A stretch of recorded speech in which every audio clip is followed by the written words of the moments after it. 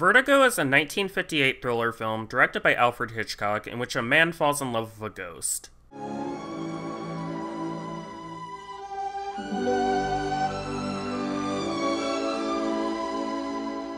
While initially receiving mixed reviews, Vertigo has gone on to become one of the most highly regarded films of all time, and is the progenitor to many of the artistic trends and creators that I value very highly. Martin Scorsese, Jordan Peele, and especially Brian De Palma and David Lynch all owe something to this movie, among many other filmmakers. So, in the interest of doing the equivalent to my taxes for film discussion, I feel compelled to talk about this great movie in depth. Let's get started, beginning with a little history on censorship in American films. I've alluded to the Hays Code before in a prior video, and I think it would be good to now elaborate on what led to its codification, the rules of the code, and how this influenced filmmakers and filmmaking on the whole. The early history of films through the early 1930s was a time of great experimentation on what the contents of films should be, alongside legal legislature on whether films deserve to be protected as an art form. One of the earliest examples of this would be Mutual Film Corp versus Industrial Commission of Ohio in 1915, which ruled unanimously that free speech protection did not extend to motion pictures. This was later overruled by Joseph Burstyn Inc. versus Wilson in 1952, but the immediate effects of this was higher regulations. For an example of the impact of this initial ruling, many of the works of Oscar Micheaux, one of the first major African-American filmmakers, were marred by censorship, edits, and in many cases are now considered lost. The 1920 film Within Our Gates took 2 months to get through the Chicago Board of Censors, and suffered many cuts and changed versions through its release, with even the recovered surviving copies from the 90s being marred. 1925's Body and Soul also had severe edits, going from 9 reels to 5 due to being considered, quote, immoral, unquote, and the pattern continues from there. This type of censorship frequently targeted the marginalized, but didn't impact the creation of Hollywood films on the whole until the late 20s in response to the severe possibility of individual states and cities creating their own codes, which would essentially fracture the film industry if it was implemented. To this end, the first draft for the Hays Code was passed by the Motion Picture Producers and Distributors of America, MPPDA for short, in 1927. The code's real name is the Motion Picture Production Code, but is unofficially named after Will H. Hays due to him being the president of the MPPDA during its codification. The code's rules completely barred profanity, all nudity, sex perversion, meaning homosexuality, interracial relationships, ridiculing the clergy, and so on, with many other subjects only being allowed under specific contexts, such as the use of firearms, sympathy for criminals, the institution of marriage, and even man and woman in bed together and first night scenes. The code became officially adopted in 1930, a year after sound was adopted for film, but was not tightly enforced until 1934 with the introduction of the Production Code Administration, which meant that Hollywood studios themselves would be regulating the contents of their own films using these rules. At the very start of a new synergism between sound and visuals, American films were already being tampered with and restricted, despite films with, quote, morally objectionable content, unquote, proven to be capable of success both critically and commercially. To cite just a few examples, the original 1931 version of Frankenstein was rather controversial due to it revolving around reanimating the dead, and had many attempted censors of it, particularly for Kansas's Board of Censors, whose demands would have done to it what happened to Body and Soul. Some of these cuts were implemented, and a few parts are still lost, but the film on release was critically and commercially successful. One of the most particular sticking points when Frankenstein compares himself to a higher power was left in the final release. Queen Christina in 1933, depicting the life of Queen Christina of Sweden, featured a scene where her bisexuality is treated frankly, openly, and plainly.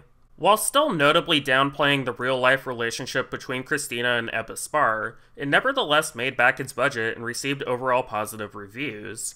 Let's also not forget, It Happened One Night had the absolutely scandalous scene in which the character Ellen displays her leg while hitchhiking, which clearly meant the film was condemned and a failure, right? Oh, it won all 5 major Academy Awards, was critically praised, and was a box office success? Huh. All joking aside, even at the time it was implemented, the code was archaic, with frequent mockery being common. However, this didn't stop its implementation, and would go on to influence every major Hollywood film for over 30 years until its merciful abandonment in 1968 with the implementation of the MPAA rating system instead. It's really difficult to overstate how negative of an impact these censorship practices had on film, with many filmmakers essentially being pushed out. This is where we start discussing Alfred Hitchcock's Hollywood studio films. Hitchcock had already created many silent and sound pictures in Britain through the 20s and 30s, but still needed to conform to the regulations imposed in America once he began collaborating with producer David O. Selznick. Due to the severe restrictions of the code, Hitchcock and many other filmmakers needed to construct specific narratives that fit within its limitations, while also finding ways of circumventing it through webs of negotiation and manipulation of the actual censor board, and also through specific editing, performances, and writing in the films themselves to imply what was actually going on. This was very much the case for characters implied to be gay, for instance, since outright stating it would be a violation of the code. The writer for 1948's Rope, Arthur Lawrence, had his partner Farley Granger in the film itself, and John Dahl as well was claimed to be gay by people who knew him, but Arthur was still unable to reveal the main characters were gay explicitly in the text itself, instead requiring the use of murder as metaphor. Vertigo was created in 1958, just a single year shy of Some Like It Hot being released without Hays Code approval to extreme critical and commercial success, with it and many other works of those years reinforcing how unnecessary the code has always been. In a symbolic sense, Vertigo can be considered the peak of the constructions required by this code, with concessions and arguments being required to keep it from being compromised. Notably, the film had a coda that was filmed initially to comply with the character's illegal activity needing to be explicitly shown to be punished, and it only barely managed to not be implemented by compromising smaller, less important parts of the picture. Now that I've established all of this history, I'll go ahead and summate the events of Vertigo, making note of its story structure as we go along, before diving into the specifics of what the film is saying about image and presentation. In a prologue, Scotty and a fellow policeman are chasing a suspect on rooftops, before Scotty loses his grip and dangles precariously over a gap between buildings. The policeman tries to help him up, but accidentally falls in the process and dies. Sometime later, Scotty is supported by his independent ex-fiancée Midge, and we learn that Scotty now has acrophobia from this trauma. After being invited to the residence of one of his old acquaintances, Gavin Elster, we learn that Gavin's wife has been acting strangely, and so requests that Scotty follows her to see where she goes. Scotty is immediately enamored by the image of this woman, and the mystery deepens with strange events such as Madeline visiting the grave of someone named Carlotta Valdez, and disappearing from a room that Scotty saw her go into. We then learn through a bookkeeper the story of Carlotta Valdez, a woman who was in love with a wealthy man and had a child with him, but was discarded and later committed suicide. Gavin reveals to Scotty that Madeline has never heard of Carlotta, and there's a history of suicide in Madeline's family from the ghost of this woman. As if to reinforce this, Madeline jumps into the sea, only this time Scotty is there to rescue her. Their relationship quickly turns to love as Scotty tries to support Madeline, and when attempting to commit suicide again, she is stopped and they embrace near a cliff. We then see Midge once again, this time with her calling Scotty to her apartment, the implication being that Scotty has been spending so much time with Madeline, he's begun to replace the time he usually spent with Midge. Midge shows Scotty a painting she did in the style of the Carlotta Valdez portrait, and with a pretty heartbreaking shot, we see their relationship collapse. Madeline and Scotty's relationship continues, and Madeline seems to recall the childhood home of Carlotta. Traveling there, Madeline is flooded with memories and begins approaching the mission's bell tower. Madeline races up the tower, and Scotty, due to his trauma, is unable to follow, forced to watch as Madeline appears to fall to her death. Her death is ruled as a suicide, and Scotty sinks into a catatonic state for a year. This is the midpoint of the movie, and now the spiral of the film's structure becomes clear through the repetition of key details and fast forward. Midge once again attempts to comfort a traumatized Scotty only to be rejected, and Scotty in desperation returns to locations he associates with Madeline in the hopes that she'll be there. When viewing a bouquet resembling the one she had, he sees a stranger that reminds him greatly of Madeline, who he then follows to her apartment. So far, this is all mimicking Scotty's initial observations of Madeline, only lacking the justification given by Gavin previously. However, things take a turn when actually talking to this woman, whose name turns out to be Judy. Instead of disappearing like a ghost, Judy is a real person with a real history that he learns about. After she agrees to dinner, the film begins to break from its own expected structure through the reveal that Judy is the woman who is pretending to be a person called Madeline, and with exposition in a flashback, we learn that Gavin made Judy in the image of his wife in order to trick Scotty into being a witness to what appears to be her suicide, but in actuality is a cover-up for the murder of Gavin's wife by Gavin. Having this reveal take place here, as opposed to the very end of the film, is a deliberate and smart choice, due to it shifting the focus away from Scotty's perspective and onto Judy's, and how she feels about their romance and her guilt, revealing that even though it was done as a manipulation, she truly did fall in love with Scotty and wants to try making that real now. The tragedy begins to set in. This relationship is cold and sad. There's no love in these scenes of them together, and it eventually turns to desperation as Scotty begins manipulating Judy into becoming Madeline, first with a white flower that superficially resembles that pin Madeline wore, then insisting she wear the same type of suit, changes her hair, wears the right makeup. It's sickening and disturbing. We're seeing Judy becoming constructed before our very eyes, and Judy, in the desperation of wanting to be loved, is willing to go along with it despite how clearly she wants to be loved for herself. In a frankly haunting scene, Madeline returns to Scotty, and the two embrace in a spiral of madness. This facade of love quickly falls apart once Scotty realizes the truth when Judy wears the necklace only Madeline had, and in anger he drives her to the same church and forces her to confess. As Judy tries to repair what was broken, a nun emerges and Judy in fear falls off the tower in a way similar to Gavin's wife. We don't see her body, but we understand that Scotty has lost the same woman twice, only this time it was his actions that brought it about. Now that the basic understanding of the plot is established, we can dive deeper into the film's themes and meaning. To that end, let's first start with the film's depiction of image, how it's constructed, and how that affects the real people in the film. Madeline as an idea is literally a constructed ideal of a woman created by a man, which the film reinforces both subtextually and textually. Take the scene where Scotty follows Judy to the flower shop. We see her through not just Scotty's perspective, but also in the mirror, reinforcing and foreshadowing along with the locale that this person is constructed for Scotty to view. Mirrors along with paintings are frequent symbols in the film used to represent this idea and how people don't live up to it. When Judy tries to refuse to wear Madeline's suit, the verbal abuse by Scotty is framed in front of a mirror. When Judy gazes at the portrait of Carlotta, Scotty too gazes in. Discussing Carlotta in more specific, I'll reiterate it is stated in the film she committed suicide once discarded by a wealthy man and had her baby taken away. This is a true, factual thing outside of the manipulations of Gavin. Gavin murdering his wife and then using a different person to pose as his wife with this fact in mind shows Gavin's willingness to learn about history, but unwillingness to learn from history. He romanticizes the parts of history that benefit him. Yes, I should like to have lived here then. Color, excitement, power, freedom. And molds whatever history that doesn't. Scotty becoming obsessed with the image of Madeline has him unconsciously compare the women in his life to her and Carlotta. Take the scene where Midge reveals the portrait she made for him, depicting Midge as Carlotta. This is the moment their relationship collapses despite how thoughtful and considerate Midge has been to Scotty, because Scotty only wants the image, and doesn't see any value in any woman who isn't that.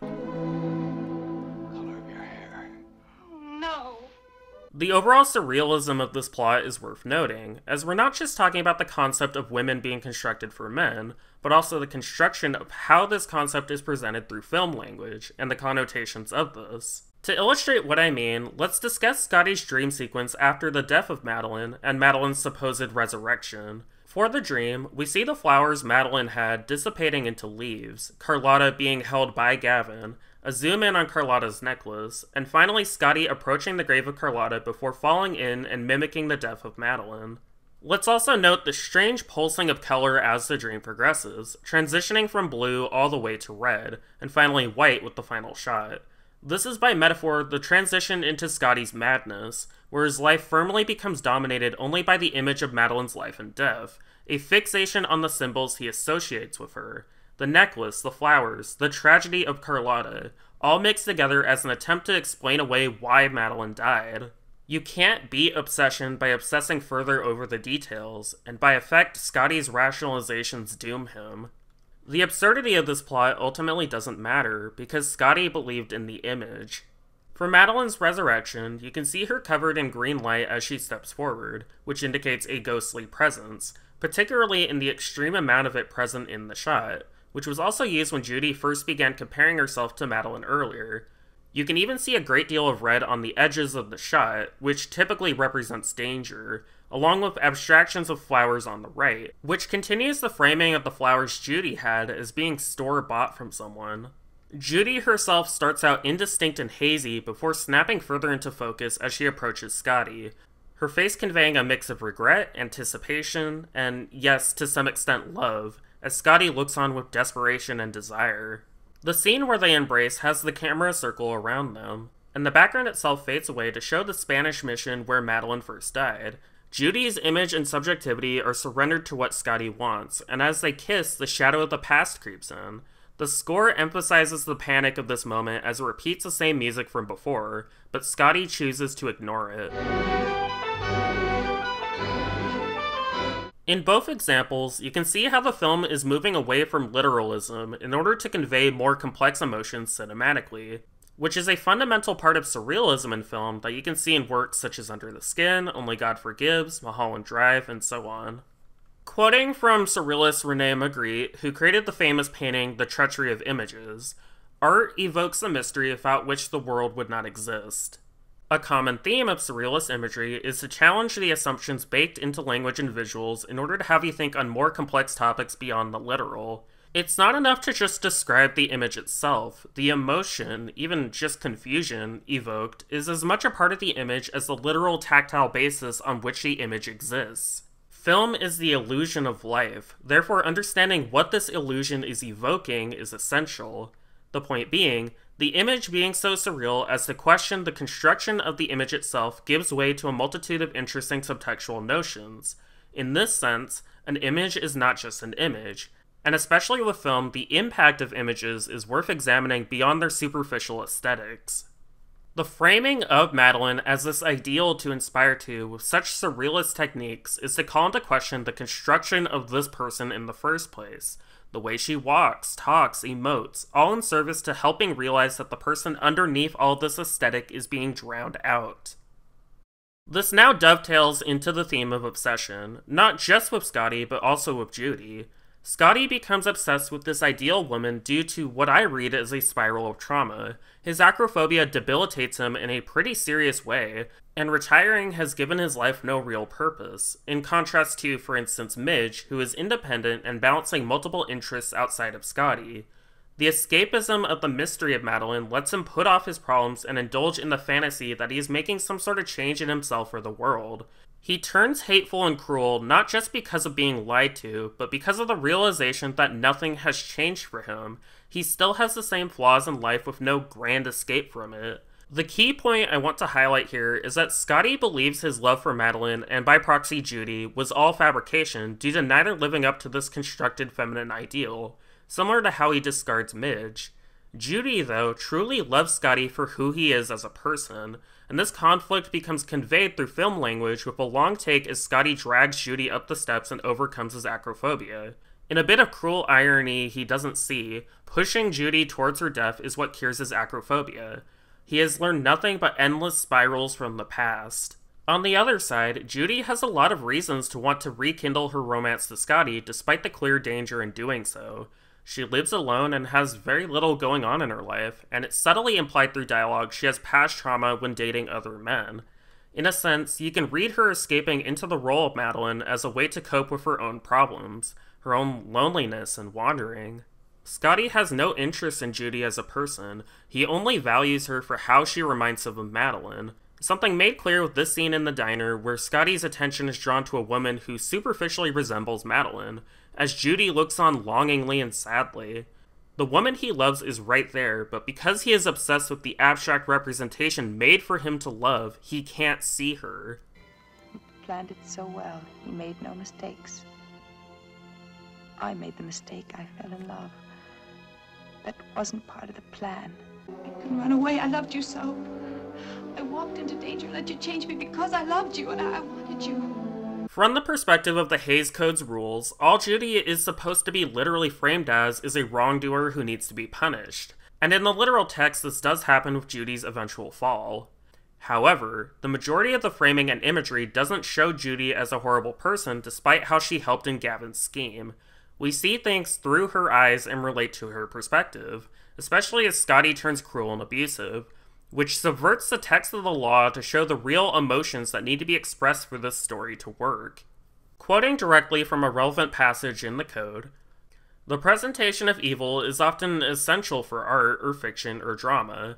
This in itself is not wrong, provided A, the evil is not presented alluringly.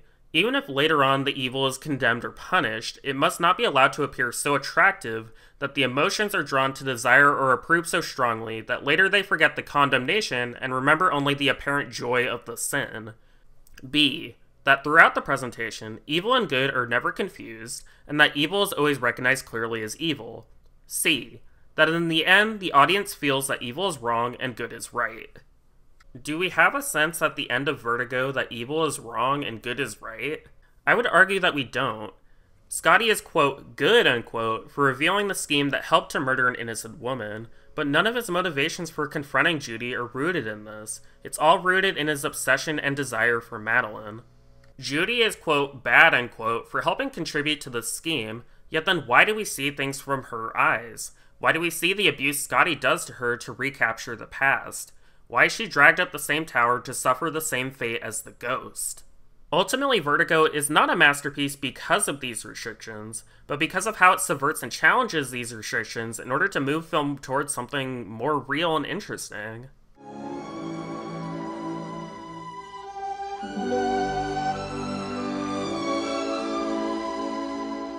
To summarize the points I made in this video, Vertigo is one of the most influential films of all time, with many of its ideas being readapted and presented in modern works. It's also a film at the tail end of decades of censorship which negatively impacted all aspects of filmmaking, particularly for creators who are already marginalized. To that end, I view Vertigo as the final work of classic Hollywood before the rise of television, New Hollywood, and Quejer du Cinema led to film being interpreted more as art rather than product academically. Vertigo shows through visuals, audio, textual, and subtextual notions the harm of constructing real people to be who you want them to be, and ultimately challenges the simplistic moral framework mandated by a code that was already outdated decades before the film's creation. Thank you for watching my video. Have a nice day.